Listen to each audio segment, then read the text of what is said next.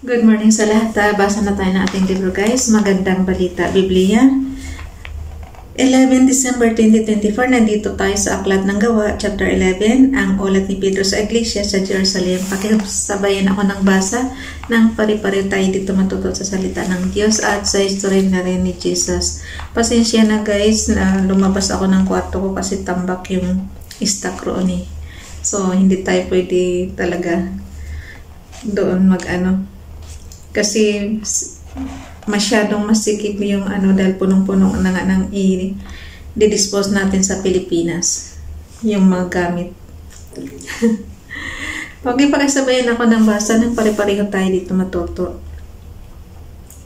Ang ulat ni Pedro sa Iglesia sa Jerusalem, Gawa chapter 11 verse 1, nabalitaan ng mga apostol at ng mga kapatid sa buong Judea na may mga hintil na tumanggap na rin sa salita ng Diyos. Verse 2, kaya't nang si Pedro pumunta sa Jerusalem, tinuligsa siya ng mga kapatid na masugid sa pagsunod sa kautusan. Verse 3, bakit ka pumasok sa bahay ng mga hintil at nakisalo pa sa kanila? Tanong nila. Verse 4, Gawa chapter 11 verse 4, kaya't isinalaysay sa kanila ni Pedro ang buong pangyayari. Verse 5, ako'y nasa lungsod ng Joppa at nananalangin nang magkaroon ako ng isang pangitain. Mula sa langit ay binabasa kinaroroonan ko ang isang tila, malaking kumot na nakabitin sa 4 na sulok. Verse 6, pinagmasdan ko itong maputi at nakita ko roon ang iba't ibang uri ng hayop lumakad at gumagapang sa lupa, mababangis at mga lumilipad. Verse 7, pagkatapos ay narinig ko ang isang tinig na nag-utos, Pedro, tumayo ka, magkatay ka at kumain.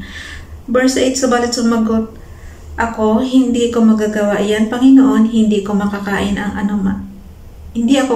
ng anumang pagkain marumi. Verse 9, muli kong narinig ang tinig mula sa langit. Huwag mong ituring na marumi ang nilinis na ng Diyos. Verse 10, 3 ulit na nangyari iyon at pagkatapos ay hinila na pataas sa langit ang lahat ng iyon. Verse 11, nang sandali ring iyon dumating sa bahay na tinatuluyan ko ang 3 lalaking sinugo sa akin buhat sa Caesarea. Verse 12, sinabi sa akin ng Espiritu na huwag akong mag-aatubiling sumama sa kanila. Sumama rin sa akin ang 6 na kapatid na ito at pumasok kami sa bahay ni Cornelio. Verse 13, isinalaysay niya sa amin na nakakita siya ng isang anghel na nakatayo sa loob ng kanyang bahay at sinabi raw sa kanya, magpadala ka ng mga sugo sa Joppa at ipasundog mo si Simon na tinatawag din Pedro. Verse 14, sasabihin niya sa iyo ang mga kinakailangan upang ikaw at ang iyong sambahayan ay maligtas. Verse 15, Verse 15 guys, Gawa chapter 11 verse 15.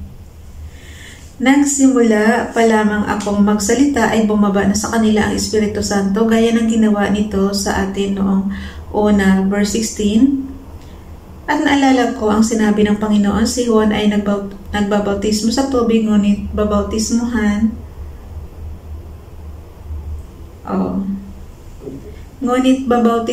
kayo ng Espiritu Santo. Verse 17, kung binigyan sila ng Diyos ng kaloob na tulad ng ibinigay niya sa atin noong tayo'y manalig sa Panginoong Hesukristo, sino ako para hadlangan ang Diyos? Verse 18, nang marinig nila ito, tumigil na sila ng pagtuligsa at sa halip ay nagpuri sa Diyos. Sabi nila, kung gayon, ang mga hintil man ay binigyan din ng Diyos ng pagkakataong magsisit magbagong buhay upang maligtas. Ang iglesia sa Antioquia, Gawa chapter 11 verse 19. Ang mga mananampalataya ay nagkahiwa-hiwalay dahil sa pag-uusig ng nagsimula noong patayin si Esteban. May nakarating sa Phoenicia, sa Cyprus at Antioquia.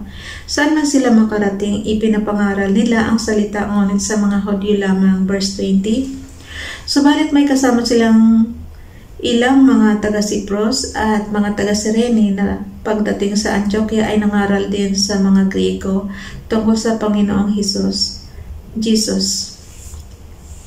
Verse 21, nasa kanila ang kapangyarihan ng Panginoon at maraming naniwala at nanalig sa Panginoong Jesus.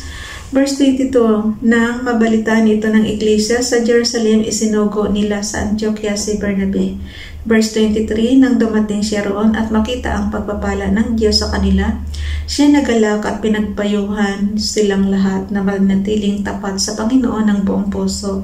Verse 24, mabuting tao si Bernabe, pospos ng Espiritu Santo at ng pananampalataya sa Diyos, at marami pang tao ang sumampalataya sa Panginoon. Verse 25, nagpunta si Bernabe sa Tarso upang hanapin si Saulo. Verse 26, at nang kanyang matagpuan ay isinama niya ito sa Antioquia. Isang taon silang nanatili roon, nakasakasama ng iglesia at nagtuturo sa maraming tao.